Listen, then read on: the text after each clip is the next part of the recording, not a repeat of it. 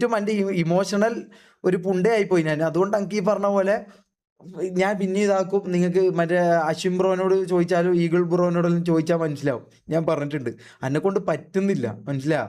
എന്നെക്കൊണ്ട് ഈ പറഞ്ഞ പോലെ ഇങ്ങനെ ചെയ്യാൻ എന്നെക്കൊണ്ട് പറ്റുന്നുണ്ടായിരുന്നില്ല. പിന്നെ ഈ പിള്ളേരെ കാര്യം ഈ പറഞ്ഞ പോലെ ഇത് നമ്മളറിയുന്ന എന്നെ കാണാൻ വരുന്ന ഒരു ചുരുക്കം പേരുണ്ട്. ഈ ചുരുക്കം പേരിലെങ്കിലും അവർക്കെങ്കിലും ഈ പറഞ്ഞ പോലെ ഷമീർ കള്ളനല്ലാന്നും ഷമീർ ഈ പറഞ്ഞ പോലെ ഒരുത്തനെ ഊമ്പിച്ചിട്ട് വന്നതല്ലാന്നും അവരെങ്കിലും എന്നെ മനസ്സിലാക്കണം. കുറച്ച് പേരേ ഉണ്ടായിരുന്നുള്ളൂ, കുറേ ആൾക്കാരുണ്ടായിരുന്നു. അപ്പോൾ കുറച്ച് പേരെങ്കിലും അത് മനസ്സിലാക്കണം എന്നുള്ള ഇതുകൊണ്ട് മാത്രമേ ഞാൻ ഇതാക്കിയത്, മനസ്സിലായോ?